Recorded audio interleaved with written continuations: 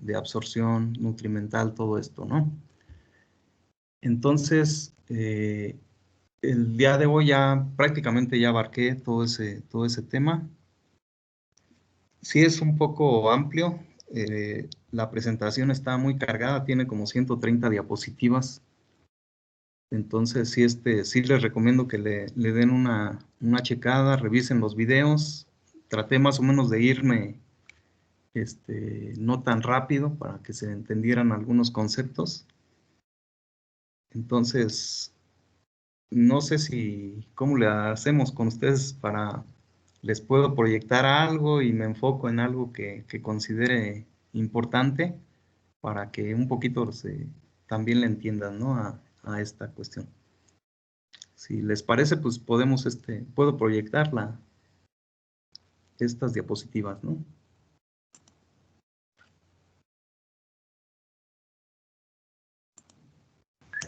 Sí.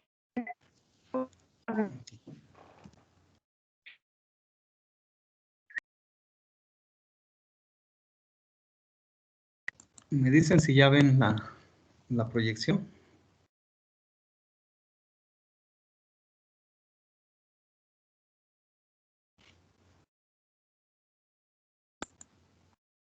Ya se ve, profe. Ok. Bueno, entonces el tema es sobre aspectos así muy generales de nutrición. Les digo, es muy complicado pues darlo si en 3 clases no acabé, imagínense en menos tiempo, ¿no? Entonces hay que echarle a ustedes por su cuenta, ¿no?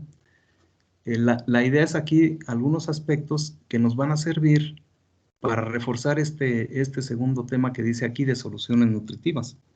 Finalmente el curso está encaminado a dos cosas, ¿no?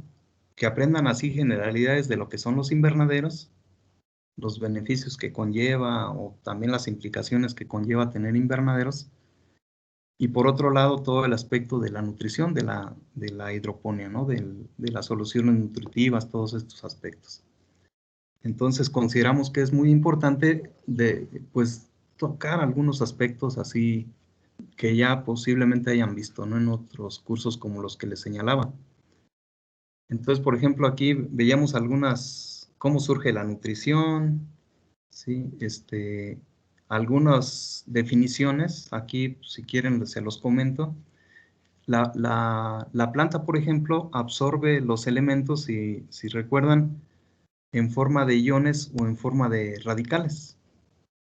Entonces, un ion va a ser un elemento o un átomo que va a tener carga, ¿sí? Va a tener carga negativa o va a tener carga positiva. Si tiene carga positiva, se le conoce como catión, si se acuerdan, en lugar de ion, ¿no? Y si tiene carga negativa, se le conoce como anión, ¿sí? Entonces, catión es un ion con carga positiva, anión es un ion con carga negativa. Y unos pueden ganar o perder electrones, ¿sí? Estos intervienen en procesos de oxidación-reducción, pero la planta los va a absorber, ¿no? Y sus funciones dentro de la planta pues van a ser distintas. La otra forma como los absorbe es en forma de radicales. Y si ven aquí, radical es una molécula también con carga. Es decir, que también puede ser catión o puede ser anión, ¿sí? Entonces, si la molécula, una molécula es la unión de dos átomos iguales o diferentes, pero ya al menos entran dos átomos. Y aquí tenemos, por ejemplo, el nitrógeno. Voy a poner el puntero. ¿Sí? El nitrógeno o dinitrógeno. Son dos moléculas de nitrógeno juntas. Este es el nitrógeno ambiental. ¿Sí? En el ambiente tenemos oxígeno, nitrógeno, CO2, argón. ¿Sí? Entonces, el nitrógeno es uno de los que mayor cantidad hay en el ambiente, pero está en esta forma. Es un gas. Entonces, es una molécula que tiene dos átomos de nitrógeno. Entonces, ya entra como molécula. Tenemos el oxígeno ambiental. Sí, también dos átomos de oxígeno juntos.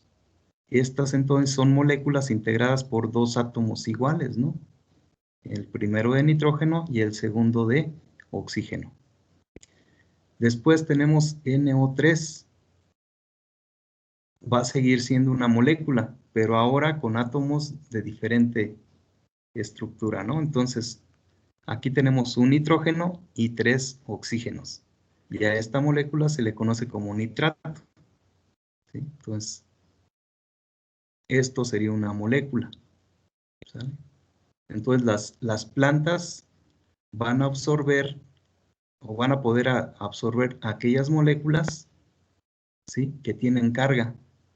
Por ejemplo, NO3 tiene una carga negativa. Y entonces la planta puede absorber esta molécula que a su vez sería un radical porque tiene carga, ¿vale? Entonces, esos son algunos conceptos, ¿no? Que les digo, posiblemente ya lo hayan visto, pero bueno, estamos recordando aquí algunas cuestiones. Después, nutrimento o nutriente. Nutriente es lo general, o sea, es como cuando hablamos de nutrición, ¿sí? La nutrición es un concepto general. Y el nutriente va a ser aquella sustancia que contiene a los elementos o al elemento que la planta necesita, ¿sí? También a ese elemento le podemos dar el nombre de nutrimento. Entonces, si hablamos de un elemento en específico, ¿sí?, por ejemplo, el nitrógeno, la planta necesita nitrógeno para su desarrollo, ¿sí? ¿Cómo nos referimos al nitrógeno? Como elemento o como nutrimento, ¿vale? Entonces, la planta necesita el nutrimento o el elemento nitrógeno para su desarrollo. Esa sería la forma correcta de llamarlo. No podemos decir la planta necesita o el nitrógeno es un nutriente de la planta. No, nutriente es un concepto más general, ¿sí? Nutriente va a ser... Ay, joder, es que a veces está medio confuso esta parte.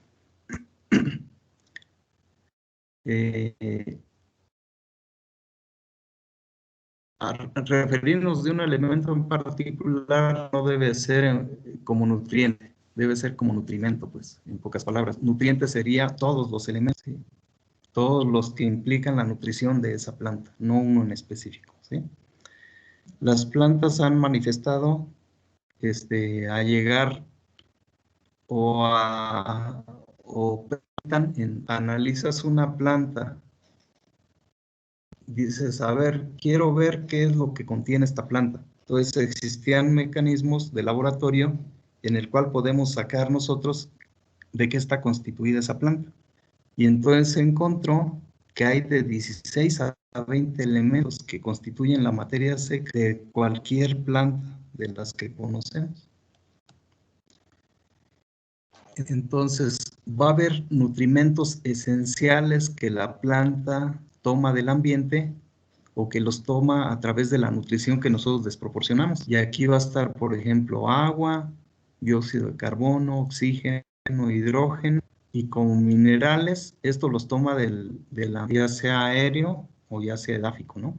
Y como minerales, nitrógeno, fósforo, potasio, calcio, magnesio y azufre como macronutrimentos. Hierro, zinc, cobre, manganeso, boro, cloro, molibdeno y níquel como micronutrimentos. ¿Qué diferencia hay entre macro y micros? Que la cantidad que tiene una planta en los primeros 6 es una cantidad grande que se puede expresar en porcentaje. Entonces, el nitrógeno representa el 2% de la materia seca de la planta. Y los micros no llegan a porcentaje, son valores mucho más pequeñitos. Son igual de importantes que los macros. Sin algún micro, la planta no completa su ciclo, ¿no?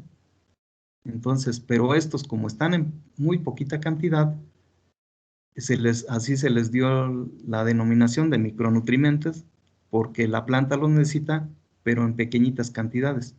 Y por ejemplo, de hierro, la planta puede manifestar el 0.5 partes por millón de hierro, o quizás 1 parte por millón de hierro, ¿no? Pero 1 parte por millón es una 10.000ª de porcentaje. Entonces es mucha la diferencia, ¿no? Y por eso se les conoció así, como macro y micronutrientes. Y bueno, todo esto, pues a través de la energía radiante que la planta hace fotosíntesis, esa energía pues la va a transformar a través de todo su metabolismo, ¿sí? En energía aprovechable, ¿no? Entonces esos son todos los elementos que una planta necesita para su desarrollo. Pues los toma, ya les decía, de la parte aérea o del suelo. O si nosotros preparamos una solución nutritiva para cultivos en hidroponía, pues nosotros la preparamos, ¿no? Y le agregamos lo que nosotros creemos que la planta va a necesitar para X etapa fenológica. Bueno, ¿por qué necesita estos elementos? Pues vean, desde el siglo pasado, en 1939, Arnold y Stout, que son dos científicos estadounidenses, descubrieron cuáles eran los elementos esenciales y por qué eran esenciales. Entonces aquí ellos describen que había 3 requisitos para que esos elementos fueran esenciales. Primero, que la planta no puede completar su ciclo de vida si no está presente ese elemento o nutrimento, ¿no? Las funciones del elemento no pueden ser sustituidas por otro. Yo no puedo decir, en lugar de nitrógeno, le voy a agregar más azufre y con eso la planta va a sobrevivir, ¿no? El nitrógeno es esencial, ¿no? El azufre no lo puede sustituir. Otro, deben de estar involucrados en el metabolismo. ¿Qué quiere decir? Que pueden activar reacciones como, digamos, cofactores enzimáticos, ¿sí? Pueden ser parte de alguna molécula, de alguna sustancia que la planta produce. Por ejemplo, los aminoácidos contienen nitrógeno, ¿sí? La molécula de clorofila contiene magnesio. Entonces, están involucrados, ¿no? En algún proceso metabólico de la planta, ya sea directamente o que ayuden a otro proceso, ¿no? O sin ese elemento la planta no pueda sintetizar alguno de los compuestos para su desarrollo. Entonces, desde entonces se conoce, ¿no? Los 3 criterios de esencialidad. Por ahí en algunos libros, alguno de estos lo dividen en 2 y señalan que son 4, ¿no? Pero en general estos son. Bueno, ¿qué va a integrar entonces la materia seca? Esa planta. Y aquí encontramos que carbono, hidrógeno y oxígeno integran hasta el 95% del peso seco. Y los demás nutrimentos, solamente el 5%. Sin embargo, la planta, si nosotros no influimos en esto, en este 5%, la planta difícilmente va a expresar su máximo potencial de rendimiento.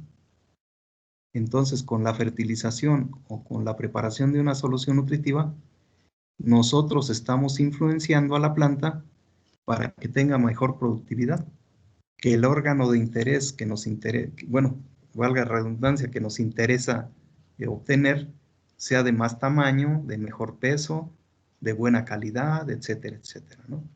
Sí, que no sea puro follaje, digamos. Si estamos produciendo jitomates, pues nos interesa que los frutos son grandes, que estén rojos, brillantes, bonitos, ¿no? De mucho peso. ¿Sí?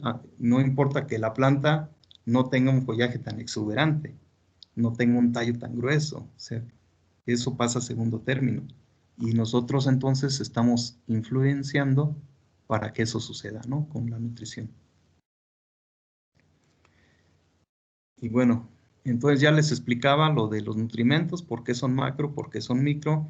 Algunas plantas han manifestado presencia, por ejemplo, de cobalto, de vanadio, de níquel, de selenio, de sílice, ¿sí?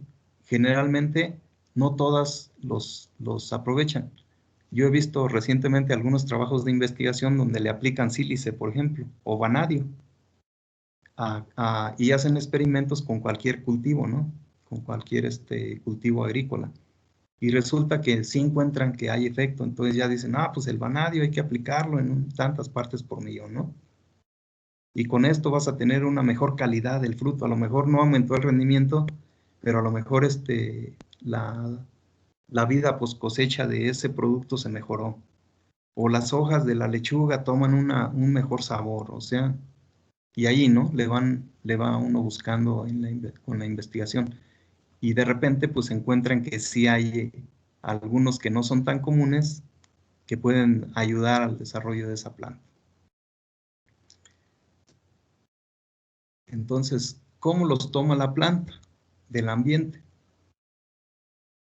Hidrógeno, carbono y oxígeno, decíamos que constituyen el 95% del peso de la planta.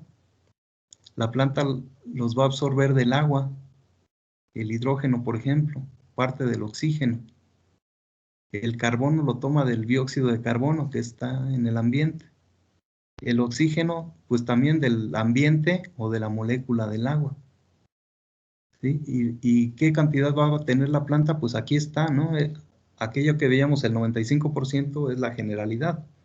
Aquí con este ejemplo que nos da es 46, ¿no? Perdón, 96. ¿Sí? 45 de oxígeno, 45 de carbono y 6% o 5% de nitrógeno, ¿no? De hidrógeno, perdón. Número de átomos. Como el hidrógeno es el elemento más pequeño en la tabla periódica, le dieron el valor aproximado de 1. Y ya, digamos, este pesa 1. Pesa 1 unidad de masa atómica, así se le conoce, ¿no? En la tabla periódica. Y el carbono pesa... ¿Alguien recuerda del carbono cuál es su peso? 16. Me parece que es 16. Sí. Ajá. Entonces, ¿por qué 16? Ah, porque es 16 veces más pesado que el hidrógeno. Y así, a todos les dieron un valor, ¿no? Incluso hay algunos que tienen 35.5, ¿sí? Como el cloro, por ejemplo. Entonces, nosotros generalmente los vamos a redondear, ¿no? A números cerrados. Bueno, pero estos átomos, vean lo que representa en átomos. 60 millones de átomos de hidrógeno tiene una planta, ya digamos en una etapa de desarrollo ya grande, ¿no? Mientras que de carbono hay 35 millones, de oxígeno hay 30 millones. Entonces, entre las tres, vean, pues son un montón de átomos, ¿no? Y por eso representan hasta el 95% de su constitución física. Y ya los otros elementos en los cuales nosotros influimos con la nutrición, ya no tienen tantos, ¿sí? El que más es 1.000.000, ¿sí? No aquí que son 30, ¿no? En el caso del nitrógeno, alrededor del 1.5% de la materia seca de la planta es de nitrógeno. Y la planta lo va a absorber de dos formas, como anión, como una molécula con carga, que sería un radical, ¿sí? En forma de anión o en forma de catión con otra molécula o con otro radical que sería el amonio. ¿Sí? Entonces, la planta puede absorber nitrógeno de estas dos formas. ¿Sí? Aquí no son iones, no son los átomos solitos, van juntos, van como moléculas, van como radicales por tener carga, ¿no? El potasio, el 1% de la materia seca de la planta, ¿sí? 250.000 átomos. Lo absorbe sí como un ion, un solo elemento con una carga, ¿sí? Al igual que el calcio, solo que el calcio tiene dos cargas. Magnesio también, un ion. Todos estos se les conoce como cationes, ¿no? Si tienen carga positiva. Magnesio también tiene dos cargas. Los fosfatos, ¿sí? El fósforo, que finalmente es el elemento que nos interesa, ¿no? El fósforo lo absorbe como fosfato. Este primero de la izquierda se llama ortofosfato diácido, por tener dos hidrógenos. Y este de la derecha se llama ortofosfato ácido. Vean, aquí tiene nada más una carga. ¿Sí? La solución del suelo tiene pH, o hay menos hidrógenos es decir, un pH de neutro alcalino, entonces va a estar en esta forma. Entonces, en las dos, tanto en pHs ácidos, lo tomaría la planta de esta forma, como en pHs alcalinos o neutros, lo tomaría de esta forma. Porque hay menos hidrógenos, ¿no? Entonces se pierden hidrógenos. Y aumentan las cargas, el número de cargas aquí. Si me preguntan, ¿cuál absorbe mejor la planta? Ah, pues los que tienen menos carga. ¿Sí? Una planta absorbería más en esta forma el fosfato que en esta otra. Y lo mismo para otros elementos que pueden tener 2 o 3 cargas, o 1 o 2, ¿sale? El azufre en forma de sulfatos, y bueno, aquí vamos viendo, ¿no? La concentración que tiene en la materia seca, cómo van disminuyendo. El azufre lo toma como sulfatos. ¿Sí? Los sulfatos igual pueden tener un hidrógeno, 2 hidrógenos, hasta 3 hidrógenos. Si tienen 3 hidrógenos, esto se queda ya sin carga. Si tiene 3 hidrógenos el fosfato, también se queda ya sin carga. Y ese sería el ácido fosfórico y acá sería el ácido sulfúrico, ¿no? Entonces, la presentación, como nosotros los podemos incorporar a la solución nutritiva, pueden ser como ácidos sin carga, ¿sí? Pero de ahí se disocia y entonces en el agua van a aparecer estas formas que van a estar disponibles para la planta, ¿no? Ya con carga. Bueno, el cloro también es un elemento que la planta necesita como un ion, como un mineral, pero si la concentración de cloro es muy alta, puede ser tóxico para la planta. Se dice que si el cloro y el sodio, que conforman o constituyen la sal común, tienen entre los dos más de 100 partes por millón, van a ser tóxicos para la planta. ¿Sí? Después vamos a ver cómo esto lo podemos un poquito contrarrestar cuando hagamos cálculos de soluciones nutritivas. El boro, la planta lo toma en forma de boratos. El hierro, en forma de ion, con 3 cargas, que sería el oxidado, o con 2 cargas, que sería el reducido. Repito, las plantas prefieren los que tienen menos cargas, ¿no? Sería el reducido. Manganeso, ¿sí? 2 cargas. Zinc, 2 cargas. Y más abajo no se alcanza a ver el cobre, también con 2 cargas. Entonces, todos estos micros son muy poquito lo que la planta necesita, 0.01%, que serían 100 partes por millón de cloro. ¿Sí? 0.002%, que equivale a 20 partes por millón de boro. Y así, ¿no? ¿Sí? Va de hierro son 100 partes por millón, de manganeso 50 y así.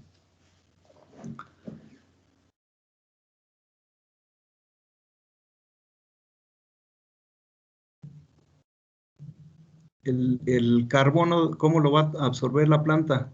Pues en forma de CO2 o bien de carbonatos o bicarbonatos, ¿sí? En la solución nutritiva.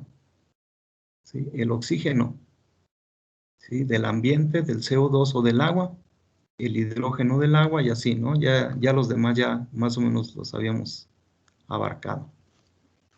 Entonces nosotros, conociendo todo esto, pues podemos preparar una solución que contenga, de acuerdo a la tabla esta grande que veíamos aquí atrás, que le permita a la planta estar absorbiendo todo esto que necesita, ¿no? Y gracias a eso, cuando ya se descubrió todo esto desde el siglo pasado, ya casi 100 años, que bueno, se puede preparar una solución nutritiva y entonces darle a la planta todo lo que necesita. A diferencia del suelo, que en el suelo nosotros tendríamos que hacer un análisis, tendríamos que ver qué tanto hay en el suelo, qué tanto de eso está disponible y cómo nosotros influir a través de la fertilización para que la planta absorba lo que necesita. Y que también cuidemos nuestro suelo, porque si estamos nada más sacándole y no le fertilizamos, a la larga pues lo vamos a empobrecer. Y generalmente en las áreas agrícolas, en las áreas pecuarias, es lo que hacemos. Empobrecemos los suelos con el paso del tiempo, ¿no? Y no les ayudamos a que se conserven. Y pues eso nos trae problemas aquí a la larga, ¿no? Aquí tenemos el ejemplo en el campo experimental. ¿Sí? Los suelos del campo experimental están sobreexplotados, en ocasiones sobrefertilizados, ¿sí? No les incorporamos materia orgánica. De manera natural no hay nada ahí que se le mantenga, ¿no? Salvo cuando tenemos un yerbal ahí, que es la que se queda a veces que le damos vuelta, ¿no? Con el arado. Pero eso nos limita entonces a que nuestros suelos se vayan degradando y después de muchos años de uso, pues ya son suelos que tienen menos propiedades agrícolas, ¿no? O ganaderas, ¿sí? Sobre todo, vamos a ver por ahí una diapositiva que el ganado, cuando se hace pastoreo, se produce un forraje y luego el ganado lo consume, se deteriora más rápido el suelo, ¿no? Para agostaderos, todo eso, se tienen que hacer procesos de mejora. Bueno.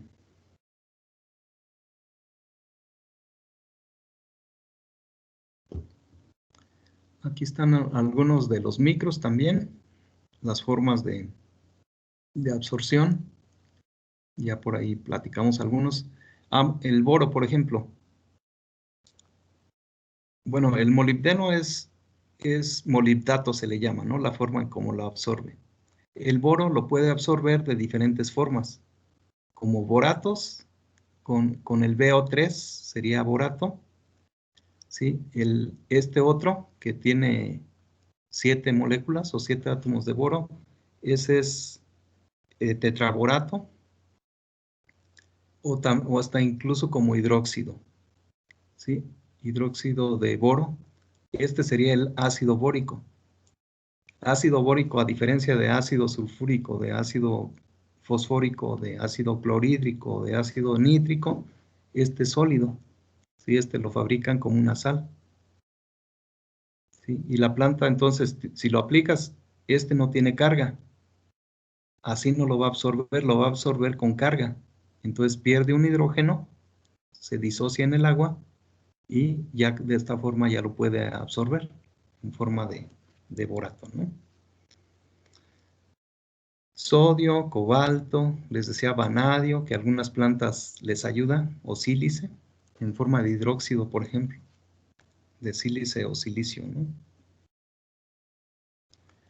Bueno, y así tenemos entonces muchas formas, ¿no? de absorber. Entonces, la generalidad, pues es de esos 16 que generalmente son los que aplicamos en la fertilización o en la solución nutritiva, pues más o menos aprendernos cuáles son, cuál es su peso molecular, porque con base en ello vamos a hacer todos los cálculos de soluciones nutritivas, ¿no?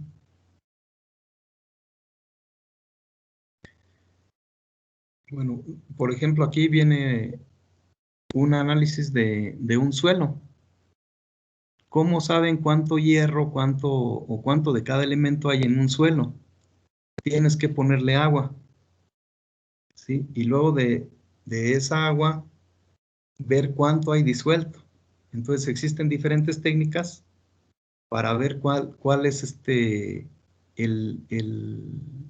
qué cantidad hay de ese elemento, ya sea adherido a las partículas del suelo o a la solución del suelo, es decir, aquel que está solubilizado o aquel que ya está disponible para las plantas, ¿no? O bien que es constituyente del suelo. Entonces aquí, por ejemplo, en la solución del suelo, es decir, el que ya está disponible para las plantas, en un suelo normal, en un suelo cualquiera, encontraron 0.28 miligramos por litro de hierro. Entonces, con base en esto, en lo que la planta absorbe, que fue el cuadro grandote aquel que veíamos, de cuánto es el contenido de hierro en una planta, pues dijeron, bueno, entonces en la solución nutritiva, si el suelo nos va a generar aquellos cantidad de átomos de hierro en la planta, y sin aplicarle nada, pues entonces son 0.28 miligramos. Entonces en una solución nutritiva, pues nosotros le aplicamos un poco más, ¿no? Y con esto garantizamos que la planta no carezca de este elemento. Y así, digamos, esa sería la lógica para preparar una solución nutritiva, basado en lo que hay en el suelo, de manera natural, basado en lo que la planta contiene ya en su materia seca o en su materia fresca, ¿sí?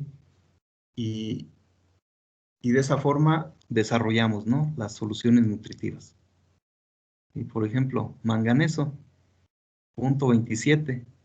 Pues nosotros le podemos agregar igual 0.3 o al doble, ¿no?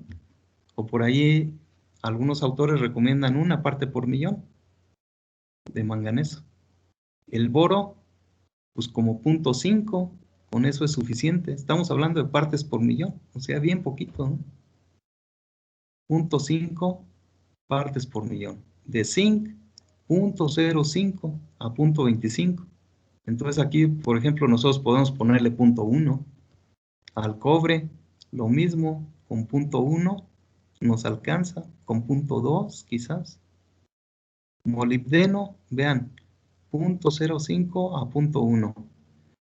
Y en el suelo tenemos esto, 0.001 partes por millón a 0.01 partes por millón. Y con esto ya la planta no manifiesta deficiencia, ¿sí?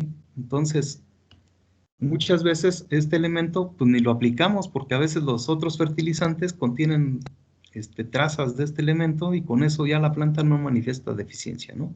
O a veces el agua ya lo trae y entonces ya no lo aplicamos. Entonces vamos a ver más adelante algunos ejercicios donde el molibdeno ni siquiera se aplica, pues, porque la planta lo ocupa, sí es esencial, pero lo ocupa en muy pequeñitas cantidades.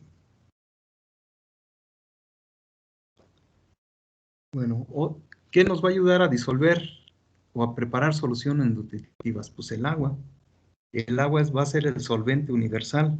Casi todos los compuestos que están en forma de sales o a veces en forma líquida se disuelven con el agua.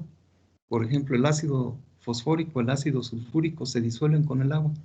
El agua provoca que se separen los elementos que están constituyendo esa molécula, ¿no? O ese fertilizante. Y gracias a que tiene cargas positivas y negativas. ¿Sí? Entonces aquí tenemos el átomo de oxígeno al centro, después 2 átomos de hidrógeno, acuérdense, H2O, ¿sí? 2 de hidrógeno y 1 de oxígeno. El oxígeno es carga negativa. El hidrógeno son cargas positivas, por eso es que los atrae.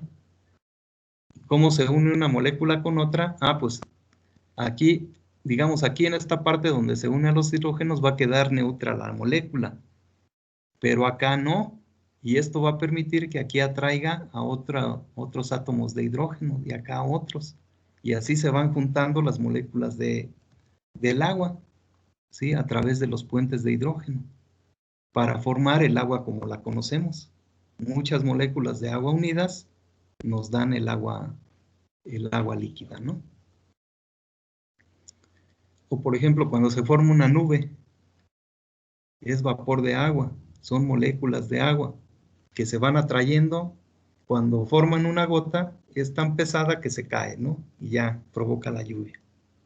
Entonces así es como se van fusionando, ¿no? Pero ¿para qué nos sirve el agua? Les decía, tenemos fertilizantes que vamos a disolver en la solución nutritiva o vamos a disolver para preparar el fertirriego para fertilizar el campo. Entonces aquí tenemos como ejemplo el cloruro de sodio, que es la sal común. Es un compuesto muy, muy común, pues. Por ejemplo, los que fabrican sales, pues los traen agua de mar y de ahí lo sacan, ¿no? Ponen a quitarle el agua al agua de mar por evaporación y se queda este compuesto, cloruro de sodio. Carga positiva con carga negativa se atraen y forman entonces una molécula ahí compuesta que forma un grano, ¿no? Una sal. ¿Qué hace el agua?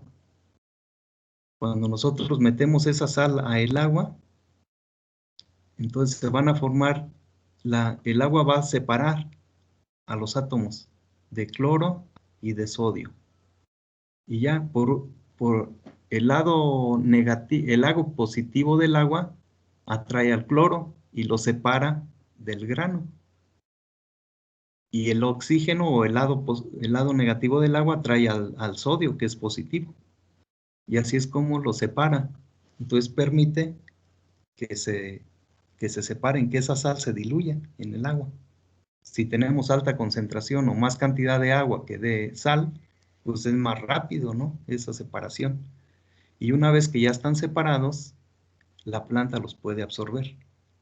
Cuando están juntos, no los puede absorber, ¿sí? De esta forma ya. Entonces aquí ya este cloro ya está libre, ya está como un ion con carga que la planta lo puede absorber. Lo mismo el sodio. Y así lo mismo para cualquier fertilizante de los que conocemos. Entonces a esta separación se le conoce como esferas de hidratación alrededor de los iones y ya de esa forma están disponibles para la planta. Este fue un ejemplo con un fertilizante que a lo mejor no lo vamos a utilizar en la hidroponía, ¿no? Porque decíamos que a alta concentración, cloro y sodio son tóxicos para las plantas. Pero bueno, es un ejemplo porque es la sal común, ¿no? Es la más, es digamos, la forma de sal más común en la naturaleza.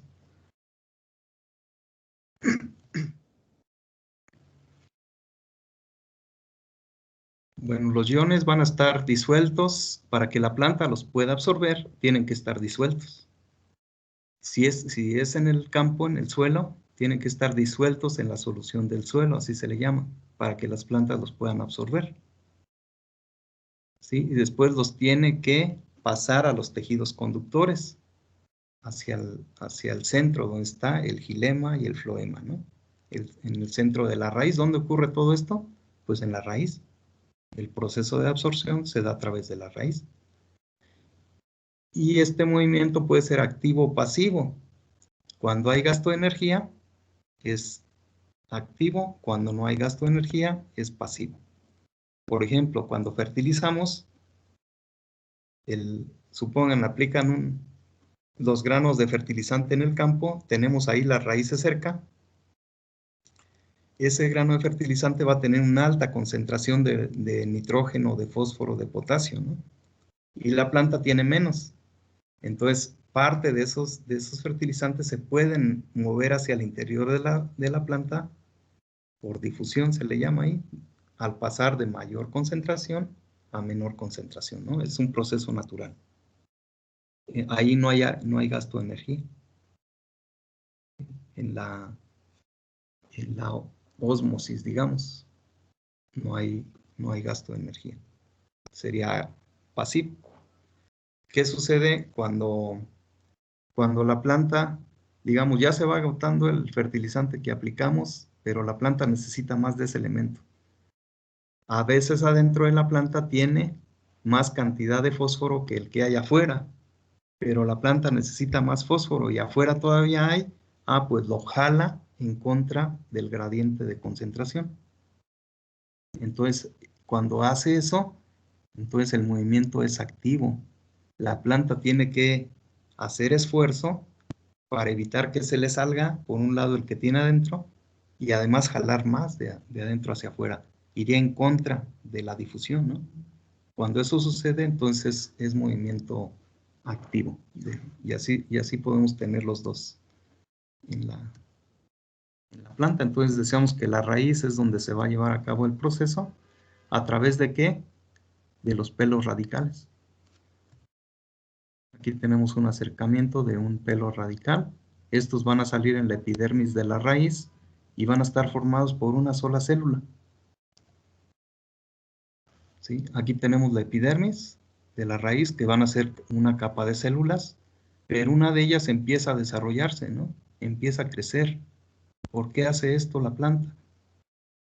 Pues para poder atrapar los iones y el agua, ¿sí? Para llegar a donde están los iones, que pueden estar adheridos o allí en las arcillas, en los humus, si tienen carga positiva, o puede estar disueltos en la solución del suelo, si tienen carga negativa. ¿sí? Entonces, ¿cómo hace el proceso de absorción la planta? ¿Cómo quita este calcio, por ejemplo, este potasio que está aquí en esta arcilla? La planta dentro de sus células, dentro de las membranas, va a tener un potencial eléctrico neutro. Es decir, que adentro tiene iones negativos, pero también positivos. ¿Cómo le hace entonces para jalar otro positivo? Si adentro tiene que mantener ese equilibrio de cargas. Pues saca un compuesto que generó o que está en su interior y lo expulsa. Aquí, por ejemplo, expulsó este hidrógeno, ¿sí? La planta puede tener este elemento para intercambiarlo, ¿sí? Para sacarlo, meterlo cuando necesite. Entonces aquí saca un hidrógeno, hay un mecanismo de gasto de energía, obviamente, en el cual expulsa este hidrógeno y jala a este amonio, por ejemplo, ¿sí? Entonces mantiene la carga porque sacó uno con carga positiva y metió uno con carga positiva. ¿O qué sucede, por ejemplo, si ocupa un anión, como el nitrato? Lo jala y a la vez saca este bicarbonato. Y así es un proceso de estar intercambiando cosas, ¿sí? Yo jalo, pero aquí a cambio saco esto, ¿no? Libero esto. Y mantengo mi balance electrostático, se le llama a esto, al interior. Y entonces este pelito radicular pues va a crecer para acercarse aquí donde está este magnesio, porque a lo mejor aquí cerquita de la raíz principal no había. Entonces desarrolla esto que va creciendo hasta donde alcance, ¿no? A esos elementos. Y ya después, aquí está la epidermis, decíamos, donde salen los pelos radiculares, una sola célula, acuérdense, entonces una sola membrana, ¿no? Después hay el tejido, todo esto que se le conoce como córtex, que son células, ¿sí? Y después va a llegar aquí otra capa de células que rodea al tejido conductor o a los tejidos conductores. Se le conoce como endodermis. Y esta va a ser regulatoria, porque muchas veces el agua, junto con algunos nutrimentos, se pueden mover a través del córtex, ¿sí? A través de las paredes celulares. No han penetrado la célula, se mueven hasta acá. Y entonces, como la raíz es como una esponja, pueden estar entonces aquí estas recubiertas con agua y con elementos, ¿no? Pero hasta que atraviesan la membrana es cuando ocurre el proceso de absorción. Y así es como entonces la planta, digamos, se hace de llegar los elementos o cómo sus raíces crecen hacia donde están los elementos y el agua, ¿sí? Para después absorberlos. ¿Y cuáles va a absorber? Pues generalmente los que necesita. Pero en ocasiones, si nosotros fertilizamos y le ponemos allá a disposición más cantidad de la que necesita, pues algunos también se van a colar, ¿no? O sea, o pueden incluso, si la concentración es muy alta, pueden matarnos nuestras células de las raíces. Si no, pónganle a una plantita de maíz, pónganle hay veces que la urea, por ejemplo, se hace como piedra, pónganle una piedra de fertilizante a un lado de una planta de maíz, a ver qué sucede. Pues la va a quemar. ¿Sí? La concentración es tan alta que va a matar estas células, ¿no? La salinidad es tan alta que va a matar esas células que estén cerca. A lo mejor se quema la mitad de la planta, ¿sí? O puede ser que se queme toda, ¿no? Y luego la urea parte se volatiliza, entonces ese vapor que genera también es tóxico para las plantas. Entonces lo podemos estar quemando abajo o si no para arriba, ¿no? Con lo que se volatiliza. Entonces por eso pues aprende uno, debes de saber cómo hacer todo esto, ¿no? Bueno, hay 3 mecanismos por los cuales esos elementos llegan a estar disponibles para la planta. A esto se le conoce como acceso nutrimental. Ahí todavía no los absorbe, ¿sí? ¿Cómo están cerca? cómo están disponibles, cómo las plantas después los puede absorber. Entonces, este se le conoce como acceso o abasto nutrimental. Y ahí existen tres mecanismos por los cuales los iones o los minerales se acercan a donde está la raíz de la planta, ¿no? Uno de ellos se le conoce como flujo masivo o flujo de masas. En este va a haber una corriente. La planta, les decía, es como una esponja. ¿Por qué? Porque la atmósfera es otra esponja. La atmósfera casi no tiene humedad, salvo cuando está lloviendo. Pero digamos, la mayor parte del tiempo que no llueve, es como una esponja. Entonces, si hay una planta que tiene humedad, la humedad del ambiente hace que esa humedad salga. Entonces, si la planta está absorbiendo agua, ¿sí? Va a estar jalando agua de abajo y la va a estar transpirando, ¿no? Hacia la atmósfera. A esa corriente se le llama flujo de masas. Y entonces los elementos que están, aunque estén lejecitos de la raíz, a través de esa corriente que es muy potente, ¿sí? Se van a acercar, van a estar cercanos a donde está la planta. O pueden estar afuerita de la endodermis que les decía, ¿no? Pero no han sido absorbidos. Ahí están disponibles. Otro es la difusión, ¿sí? Entonces yo fertilizo, aumento la concentración de fósforo o de algún otro compuesto. El fósforo es uno de los que se mueve por difusión para acercarlo a la planta y entonces ya tenerlo a disponibilidad de ella, ¿sí? A eso entonces se le conoce como difusión por gradiente de concentración. Pasa de mayor gradiente a menor gradiente y ya está otra vez aquí cercano o incluso les digo adentro ya de la raíz, ¿no? Y el otro es la intercepción. La intercepción es donde las plantas crecen, hacen que esa raíz, que ese pelo radicular crezca hasta donde está el elemento que necesita, ¿sí? Va y lo intercepta a donde está, ¿no? Entonces esos son los tres mecanismos: flujo de masas, difusión e intercepción. Entonces, algunos elementos se mueven más por una forma, otros por otra y otros por las tres formas. ¿Sí? Entonces, ¿cuáles son de cada uno? En este cuadrito lo vemos, ¿sí? El nitrógeno, por ejemplo, se mueve principalmente por flujo de masas, un poco por intercepción, pero la mayor parte es flujo de masas. El fósforo, y más por difusión, aunque también un poco, una pequeña proporción se mueve por los otros dos. Potasio, más por difusión, después flujo de masas, pero también por intercepción un poco, y así, ¿no? Cada uno de ellos. Estos que aparecen aquí, generalmente son los que nosotros utilizamos en la solución nutritiva. Nitrógeno, fósforo, potasio, calcio, magnesio y azufre como macros. Boro, cobre, hierro, manganeso, molibdeno y zinc. Con excepción del molibdeno, que no lo aplicamos en los fertilizantes, por lo que ya les comentaba, todos los demás sí lo hacemos, ¿sí? Y aquí vienen entonces las cantidades como se mueven por alguno de los tres mecanismos de acceso nutrimental. No es absorción aún, ¿sale?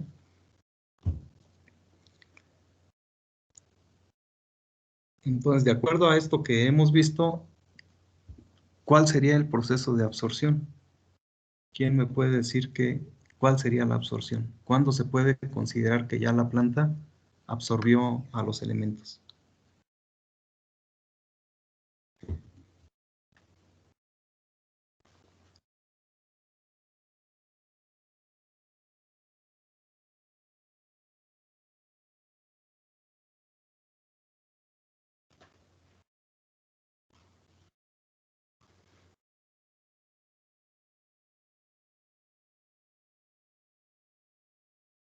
¿Nadie, nadie?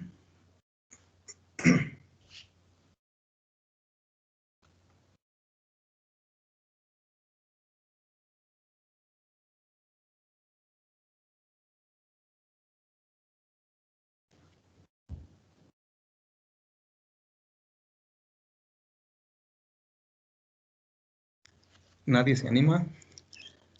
¿Quién les dio nutrición?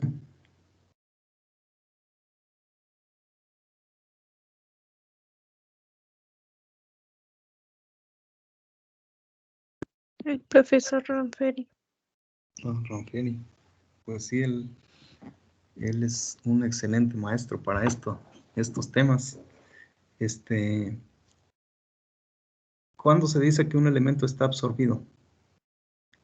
¿No se acuerdan?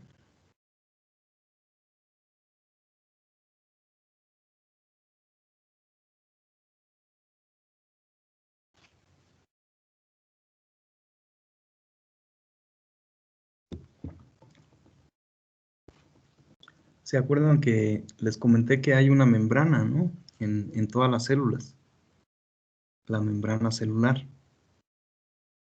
Cuando un elemento o algún compuesto ya está absorbido, cuando atraviesa esa membrana. Hasta ese momento se puede decir que ya está absorbido. Les decía que la raíz es como una esponja y hay veces que se van entre los espacios intercelulares. Hay un espacio entre una célula y otra, entre una pared celular y la otra. Por ahí se puede mover el agua y los nutrimentos hasta llegar a ese tejido que se le llama endodermis, que rodea los tejidos conductores. Y ahí sí o sí tiene que pasar la membrana, porque ahí esa endodermis tiene unas bandas que son impermeables, que van a impedir que el agua siga fluyendo hacia el tejido conductor o que los nutrimentos, sobre todo, ¿no? Porque a veces el agua casi sí pasa libremente porque hay unas proteínas ahí en la membrana que dejan fluir el agua libremente. ¿Sí? Entonces, una vez que atraviesa la membrana, un elemento se le puede considerar que ya está absorbido por la planta. En tanto no lo haga, puede estar ahí como disponible, ¿no? Por eso se conocen esos mecanismos de acceso nutrimental. Pero la absorción es cuando el elemento ya ha atravesado la membrana. No sé si tengan alguna pregunta.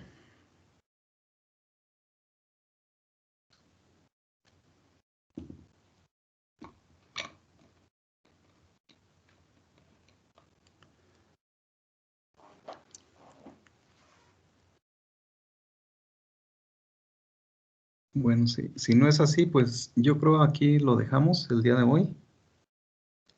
De hoy en 8, denle una repasadita a toda esta parte. De hoy en 8 vemos un poquito más, ¿no? Pero ya no me voy a ir tan a detalle, digamos, como hoy. Más bien la idea es que resolvamos algunas dudas, ¿no? Que ustedes revisen los materiales y ahí están los videos y está la presentación en PowerPoint para que ustedes vengan y aclaremos algunas dudas específicas, ¿no? Esa sería la forma. De hoy en 8 veríamos un poco más de estos aspectos de nutrición, porque ya la siguiente semana con los otros grupos empezamos a ver ya otro tema, ¿no? Ya distinto. Profesor, ¿cómo se llama la presentación? Es que no la encuentro en Teams. Es que no me acuerdo si ya la subí, déjenme checar.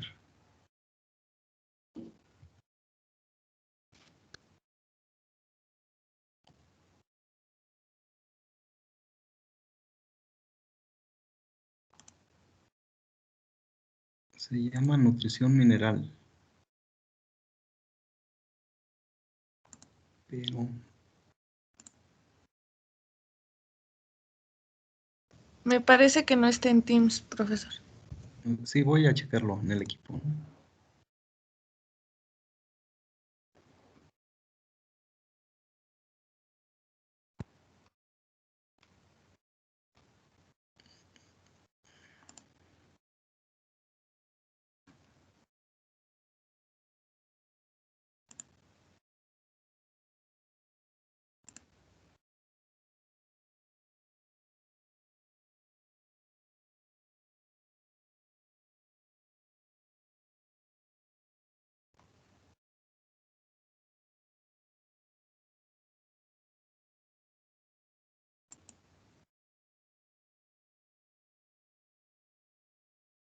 Sí, tienes razón. No, no la he subido. Entonces yo la subo en un rato más para que por ahí la puedan checar ustedes. Sí. Normalmente la subo hasta que he terminado la presentación porque a veces de una clase a otra le puedo modificar algo, ¿no? A las diapositivas. Entonces, sí, no la he subido. Ahí sí, entonces, ahorita la subo, de hecho. Ahorita la cargo. Profesor, Sí, dígame. disculpe con respecto a las primeras calificaciones del parcial, Ujú. no sé si ya las tiene o cómo nos las va a proporcionar. Ah, he estado con mucha actividad. Sí, me hace falta ya darle una revisada bien a eso y proporcionarlas, pero ahorita no puedo, no me alcanza el tiempo, tengo muchas cosas. No le puedo decir en qué momento, pero ahorita ando metido en mil cosas. Entonces, en cuanto las tenga, yo les aviso, ¿no? Pero sí, pues ya están ahí las evaluaciones. Me parece que a ustedes no les dejé ningún problema, ¿no? En el examen 1. O sea, No, y a nosotros o no sea, nos dejó ningún problema. sí fueron solamente preguntas así de opción múltiple, ¿no? De falso y verdadero.